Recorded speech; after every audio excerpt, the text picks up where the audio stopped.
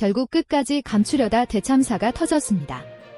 정청래 위원장의 민주당이 제대로 김건희 대국민 사기극을 찾아냈습니다. 얼마 전 김건희의 황제 관람이 논란이 되자 대통령실은 격려차 들렀다라고 해명했죠. 그런데 민주당은 KTV 측이 행사 도중 대형 LED 화면으로 김건희 단독 홍보 영상을 상영한 것으로 드러났습니다. 거의 북한 아닌가요?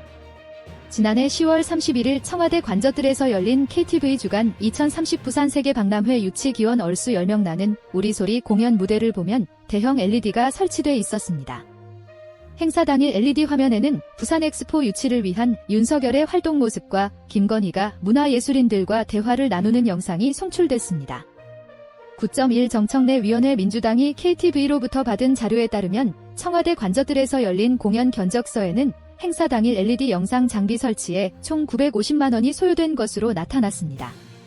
결국 무관중으로 진행된 공연에 굳이 1,000만 원에 가까운 LED 화면을 설치한 건 납득하기 어려운 사태가 벌어진 것이고 국가 정책을 홍보해야 할 KTV가 막대한 국민 혈세를 들여 김건희를 문화 대통령인 양 띄우는 개인 홍보에 치중한 겁니다. 초청하지 않았는데 격려차 방문이 말이 되겠습니까? KTV가 작성한 문건을 보면 참석자의 VIP라는 문구가 적혀 있었습니다. 바로 김건희였습니다. 또한 JTBC와 인터뷰를 한 공연 관계자들은 대통령 내외가 오기로 전달받았는데 연구인만 왔다라고 말했는데요. 무관중이라면서 사전에 테이블과 꽃장식을 준비했다는 부분도 의아하고 마치 계획도 없이 당일 격려차 들렀다는 김건희를 위해 준비한 모양새입니다. 그동안 KTV가 기획한 국악 콘서트는 무관중이 아니라 많은 관중이 참석한 열린 공연이었습니다. KTV는 중동 분쟁과 같은 국제정세를 감안해 관중이 없는 행사로 진행됐다고 해명했지만 8,600만 원의 혈세를 들여 굳이 무관중으로 진행할 필요가 있었느냐는 의문이 드는 대목입니다. 대체 피 같은 국민들 세금으로 뭐 하는 짓이며 거짓 해명까지 할 수 있을까요? 완전히 국민의 수준을 초등학생 정도로 보고 있는 겁니다. 모두가 윤 정권 탄핵을 외치는 상황에서 디올백을 무혐의 결론 내린 권익위 3인방이 알고 보니 모두 윤석열 라인이었다는 사실이 밝혀지며 탄핵에 박차를 가했습니다. 경기도 김포울의 박상혁 의원입니다. 인사가 만사라는 얘기가 있습니다. 저는 윤석열 정부가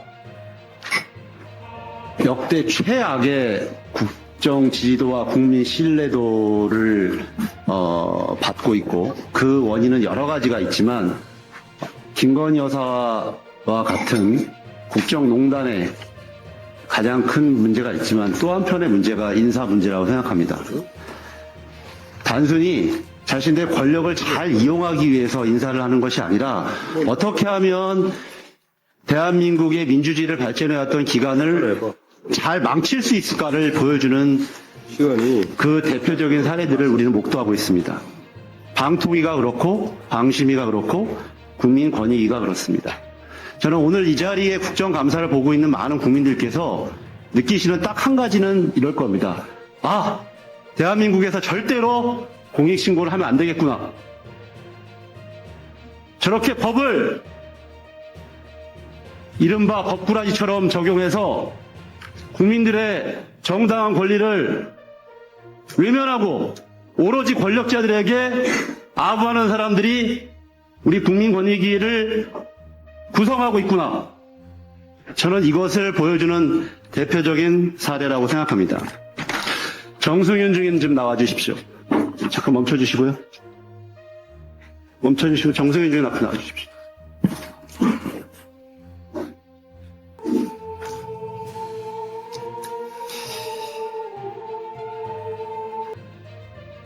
증인은 임명 당시에 이런 얘기를 한 적이 있습니까? 국민이 여러 가지 논란이 있었음에도 불구하고 임명되었을 때 국민이 선택한 임명권자인 대통령께서 저를 이 자리에 임명한 이유가 무엇인가 스스로 답을 해본다. 뭐 이런 이야기를 한 적이 있습니까? 취임사 때 했던 것 같습니다. 다시. 아니, 기억은 안 나는데 오래돼서 그때 그런 글을 쓴 것 같습니다.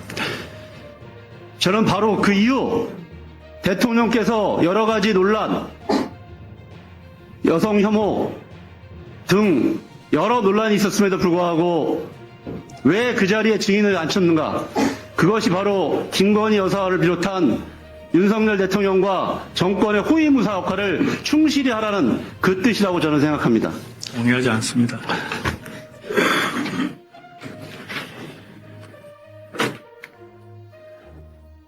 박종민 증인. 네. 아까 김건희 여사 디올백 사건을 뭐라고 표현했습니까? 정치 공작이라고 표현했습니까? 네, 정치 공작, 몰카. 그게 결정서에 있는 단어예요? 몰카라고, 사건의 몰카 정치 성격을 공작이 규정한- 결정서에 있는 단어예요? 실체 판단한 적 있어요? 규정한 것이. 아까 얘기한 것처럼 정치적인 목적을 유천한 증인 이용해서- 들으세요. 아까 우리 존경하는 신장식 의원님이 얘기한 것처럼 이 사건과 관련해서 신고인인 참여연대에 대한 사실 조사한 적 있어요, 없어요? 피신고인 조사한 적 있어, 없어요? 추가 자료를 요청한 바가 있고, 기본적인 최초의 신고인이었던 참여연대에 대한 사실 조사한 적 예. 있어요, 없어요? 예, 현장 조사한 적 있어요, 없어요? 그러한 최초의 기본적인 사실 대통령실에 조사한 가서 적도 없는데 박종민 증인 네. 무슨 근거로 정치 공작 몰카라고 얘기하십니까? 당신에게 무슨 근거가 있어서 금지법 그런 시행령 14조 정치 공작 1항. 몰카라고 규정할 수 있어요? 질문하신 것도 답변하겠습니다. 답변하지 마세요. 답변할 기회도 안 주면서 왜 질문하십니까? 마지막에 제가 드리겠습니다. 그 질문 시간 7분 안에 질문 저는 같이 하세요. 언제 속까지 현재 했어요? 증인들이 자, 이 사건과 관련되어서 제대로 된 실체 판단도 하지 않은 채 종결을 해놓고서는 몰카 공작 사건, 정치 공작 사건 이렇게 본인들의 정치적 중립성을 이 명백하게 허물어지는 본심들을 드러내고 있다고 생각합니다. PPT 하나만 띄워주십시오. 아까도 나왔던 PPT입니다. 세계 투명성 기구 회장이 이야기했던 겁니다. 핵심적인 이야기들이 여러 가지가 있습니다만 반부패기구의 위원들은 권력을 쥐고 있는 인사들과 개인적인 관계에 있는 사람들이어서는 안 된다. 저는 이 표현이 핵심적인 이 인터뷰 내용이라고 생각합니다. 유철한 증인, 조금 전에 얘기한 것처럼 윤석열 대통령과 임명권자인 윤석열 대통령과 서울대 동기고 최근까지도 임명 전까지 국민의힘 당원이었고 맞죠? 예, 아니요 대답해주시오. 예, 맞습니다. 정승윤 증인, 예, 윤석열 대통령의 검사 후배고 선대위에 참여했던 거 맞죠? 맞습니다. 박종민 증인, 네. 윤석열 대통령의 서울대 법대 후배인 거 맞죠? 맞습니다.